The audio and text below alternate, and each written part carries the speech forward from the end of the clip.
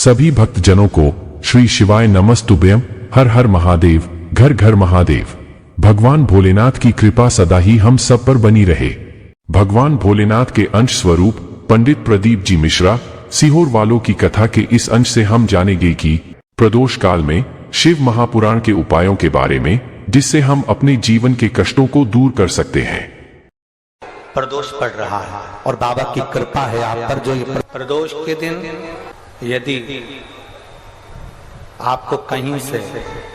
शमी पत्र मिल जाए, प्रदोष के दिन यदि कहीं से आपको शमी पत्र मिल जाए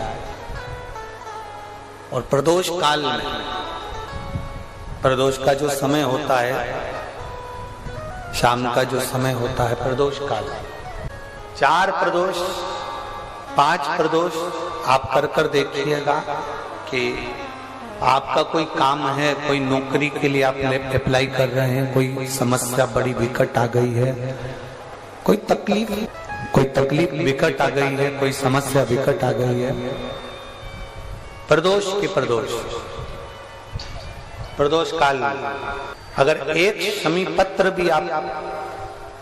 घर के शिवलिंग को, अब ये करने के लिए आपको मंदिर के शिवलिंग नहीं जाना, अपने घर में जो शिवलिंग, चाहे वो स्फटिक का हो, पारद का हो,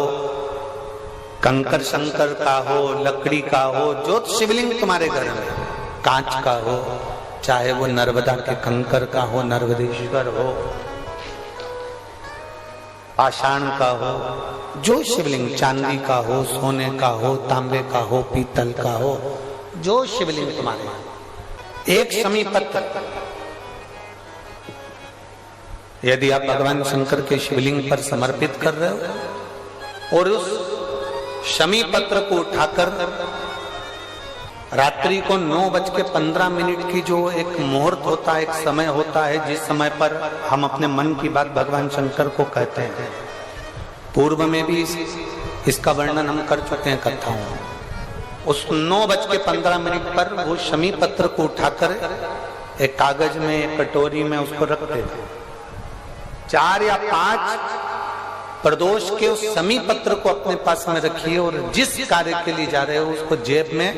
ऊपर के भाग में उसको रखकर लेकर जाइए, आपका वो कार्य सफल होकर ही रहेगा, वो रुक नहीं सकता। उस शमी पत्र में इतना बल होता है, प्रदोष का जो शमी पत्र होता है वो बड़ा बलवान होता है, बड़ा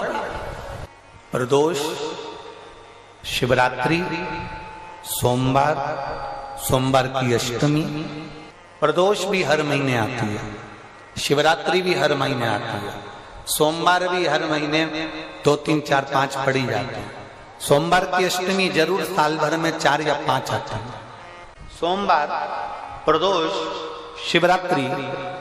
सोमवार की अष्टमी, ये वो तिथियां हैं, ये वो वार हैं। अगर कोई भूल से भी शंकर भगवान के शिवलिंग का निर्माण करता है या अपने घर में रखे हुए शिवलिंग पर शमी पत्र को समर्पित कर देता है, तो जिंदगी में उसका बाल बांका हो ही नहीं सकता है। प्रदोष के शमी पत्र में बल होता है। प्रदोष के शमी पत्र में एक दिन शाम का समय, प्रदोष का दिन, प्रदोष काल, भगवान देवाधिदेव महादेव माँ जगतजननी पार्वती जी के साथ में भ्रमण करते। देखिए, अगर प्रदोष का व्रत नहीं कर सकते, प्रदोष के दिन आप व्रत नहीं कर सकते, मान लो आपसे भूखा नहीं रहा जाए, प्रदोष का व्रत नहीं कर सकते, प्रदोष के दिन आप भूखे नहीं रह सकते, मंदिर भी नहीं जा सकते, दिया भी नहीं लगा सकते, तो शिव महापुराण की कथा कहती है कि प्रदोष के दिन, प्रदोष काल में अपने ही दरवाजे के पास देवाधिदेव महादेव का स्मरण कर लक्ष्मी की वृद्धि के, कार्य सिद्धि के, संपदा को प्राप्त करने के आप अपने ही दरवाजे के पास एक दीप लगा सकते। कौन से दिन? प्रदोष। उससे 1000 गुना शिवलिंग में बल की प्राप्ति होती है।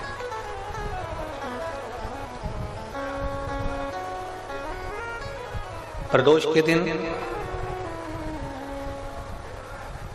यदि आपको कहीं से शमी पत्र मिल जाए, प्रदोष के दिन यदि कहीं से आपको शनि पत्र मिल जाए और प्रदोष काल में, प्रदोष का जो समय होता है शाम का जो समय होता है प्रदोष काल, 4 प्रदोष 5 प्रदोष आप कर देखिएगा कि आपका कोई काम है, कोई नौकरी के लिए आप अप्लाई कर रहे हैं, कोई समस्या बड़ी विकट आ गई है, कोई तकलीफ, बड़ा गला पकड़ रहा है बेटा, कोई तकलीफ विकट आ गई है, कोई समस्या विकट आ गई है, प्रदोष के प्रदोष काल अगर एक शमी पत्र भी आप घर के शिवलिंग को, अब ये करने के लिए आपको मंदिर के शिवलिंग नहीं जाना, अपने घर में जो शिवलिंग, चाहे वो स्फटिक का हो, पारद का हो, कंकर शंकर का हो, लकड़ी का हो, जो शिवलिंग तुम्हारे घर में, कांच का हो, चाहे वो नर्मदा के कंकर का हो, नर्मदेश्वर हो, पाषाण का हो, जो शिवलिंग, चांदी का हो, सोने का हो, तांबे का हो, पीतल का हो, जो शिवलिंग तुम्हारे, एक शमी पत्र यदि आप भगवान शंकर के शिवलिंग पर समर्पित कर रहे हो और उस शमी पत्र को उठाकर रात्रि को 9:15 की जो एक मुहूर्त होता है, एक समय होता है, जिस समय पर हम अपने मन की बात भगवान शंकर को कहते हैं, पूर्व में भी इसका वर्णन हम कर चुके हैं कथाओं में, उस 9:15 पर वो शमी पत्र को उठाकर एक कागज में, एक कटोरी में उसको रखते थे। 4 या 5 प्रदोष के उस शमी पत्र को अपने पास में रखिए और जिस कार्य के लिए जा रहे हो उसको जेब में ऊपर के भाग में उसको रखकर लेकर जाइए, आपका वो कार्य सफल होकर ही रहेगा, वो रुक नहीं सकता। उस शमी पत्र में इतना बल होता है, प्रदोष का जो शमी पत्र होता है वो बड़ा बलवान होता है, बड़ा। किसी भी प्रदोष के दिन, प्रदोष काल में एक बार लगा दे, उसके बाद में अपनी कामना कर बेलपत्री, एक छोटा सा उपाय अवश्य करिएगा। अगर बच्चे कोई एग्जाम में बैठ रहे हैं या कंपटीशन एग्जाम है या नौकरी के लिए अप्लाई कर रहे हो, मान लो 4-6 महीने से बैठे हो, 8 महीने से बैठे हो, सर्विस नहीं है, नौकरी नहीं है, तो एक छोटा सा उपाय अवश्य करिएगा शिव महापुराण का। महाराज बेलपत्री के पेड़ के नीचे विराजमान होकर, बेलपत्री के पेड़ के नीचे जिसको नौकरी के लिए या एग्जाम में बैठ रहा है वो जल चढ़ाए, बेलपत्री के पेड़ के नीचे थोड़ा सा दूध चढ़ाए, फिर जल चढ़ाए और अपने राइट भाग में घी का दिया और अपने लेफ्ट भाग में तेल का दिया। किसी भी प्रदोष के दिन, प्रदोष काल में एक बार लगा दे, उसके बाद में अपनी कामना कर बेलपत्री के पेड़ के नीचे धोख लगाकर प्रणाम कर जाए और चले जाए इंटरव्यू के लिए, बाबा उत्तीर्ण करा ही देगा, नौकरी दिलाए। जिस दिन रविवार की प्रदोष पड़े उस दिन एक लाल वस्त्र में पीली सरसों रखकर और उसके अंतर्गत कुछ भी, एक या तो बमुल का कांटा ना मिले तो गुलाब का कांटा ही उसके अंतर्गत रख लीजिए। और मान लो कोई काम ऐसा है कि उसमें पैसा तुम्हारा आ ही नहीं रहा, बहुत घाटे पर घाटा जा रहा है, नुकसान बहुत हो रहा है और कोई काम हो ही नहीं रहा, तो महाराज जिस दिन रविवार की प्रदोष पड़े उस दिन एक लाल वस्त्र में पीली सरसों रखकर और उसके अंतर्गत कुछ भी, एक या तो बमुल का कांटा ना मिले तो गुलाब का कांटा ही उसके अंतर्गत रख लीजिए और उसको शिव मंदिर का स्मरण कराकर शंकर भगवान का नाम लेकर रू भैरव, कौन सा भैरव है उसकी भी कथा भी आने वाली है, कि दारुक नाम के राक्षस का संहार करने के लिए जब माता अवतार लेगी तब शंकर भगवान बच्चे का रूप रखकर रोएंगे, तो शिव जी का एक नाम होगा रू भैरव। ये भैरव कहां पर रहता है, तो कहा ये शमशान में रहता है। कहां रहता है ये भैरव? शंकर का जो एक अवतार है रू भैरव, ये भैरव अवतार शमशान में रहता है। तो इस भैरव का काम क्या है, तो कहा शमशान में, शमशान की जो अग्नि होती है भले के लिए लकड़ी रहे, भले उसमें कोई पदार्थ डाले ना डाले, थोड़ी देर में वो अग्नि रू आवाज, हल्की सी शमशान की जो अग्नि जलती है उसमें एक आवाज आती है। आप वैसे कोई अग्नि जलाएंगे ना आवाज नहीं आएगी, ध्यान देना। हमारे शमशान में अगर जो लोग गए होंगे मुर्दा जलाने के लिए, तो अगर वो एकांत में बैठेंगे तो उसमें से एक आवाज आती है रू। तो शिव पुराण कह रही है कि उस सरसों को, कांटे को रू भैरव का नाम लेकर, जिस व्यापार जो नहीं चल रहा है, दुकान जो नहीं चल रही है, उस दुकान के सामने, उस व्यापार के सम्मुख में उसको जला दिया जाता है। ये करा जाता है रवि प्रदोष के लिए। महाराज कौन से प्रदोष? रवि प्रदोष के, जो सुख का भान कराती है, व्यापार की उन्नति के लिए, समृद्धि के लिए, लक्ष्मी के लिए इसका प्रयोग किया जाता है। तो यहाँ पर दारुक नाम का जो असुर है, दारुक नाम का जो राक्षस है, उसका एक ही कहना है कि मैं मरूं, मना नहीं है ब्रह्मदेव पर, वो मरने का। नंदी का एक पांव जो ऊपर होता है, आप लोग दर्शन करे होंगे शंकर जी के मंदिर में नंदी के, तो नंदी का एक पांव उठा हुआ होता है, एक पांव नीचे की ओर होता है। हड्डी से जुड़ा हुआ रोग, नेत्रों से जुड़ा हुआ, मस्तिष्क से जुड़ा हुआ कोई रोग रहता है, तो एक नीले कलर का फूल आता है महाराज, उस फूल में हल्दी डालकर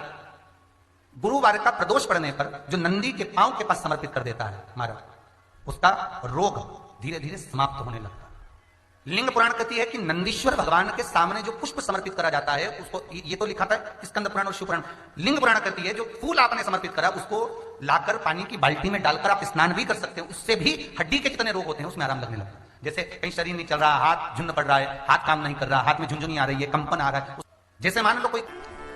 चाहे वो शनिचरी प्रदोष हो, चाहे रविवार की हो, सोमवार की हो, मंगल की हो, बुधवार की हो, गुरुवार की हो, शुक्रवार की हो, शनिवार की हो, कोई भी वार की हो, पर बैसाख महीने की प्रदोष काल में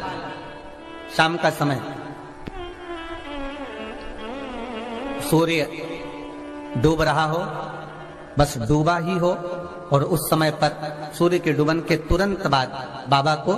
धतूरे के साथ में बेलपत्री ना चढ़ाते हुए बेलपत्री के वृक्ष के 7 कांटे बाबा के शिवलिंग पर समर्पित करे जाते हैं महाराज, अपनी जिंदगी में अड़चनों को हटाने के लिए। फिर आप जिस व्यापार में उतरे, जिस व्यवसाय में उतरे, जिस नौकरी में उतरे, आप दिल से करें, आपको तरक्की मिलेगी। आप हार नहीं सकते, नीचे नहीं आ सकते, उन्नति पर ही चढ़ेंगे। प्रदोष। श्री शिवाय नमस्तुभ्यम। हर हर महादेव। एक लोटा जल सारी समस्या का हल। आशा करता हूं कि आज के इस प्रसंग से आपको ज्ञान का आत्मसात हुआ होगा। भगवान शिव की दया जिस भक्त पर हो जाती है उसके जीवन की दिशा ही बदल जाती है। ऐसे ही कल्याणकारी उपायों के लिए हमारे YouTube चैनल शिव की दया दिशा को लाइक, शेयर और सब्सक्राइब करें, ताकि हमारा अपने धर्म से जुड़ाव बना रहे और हम सभी एक दूसरे से जुड़े रहे। आपका आत्मबल और विश्वास ही आपकी सफलता है। जिस इंसान का जितना विश्वास होगा, सफलता भी उतनी ही होगी। तो प्रेम से बोलिए, हर हर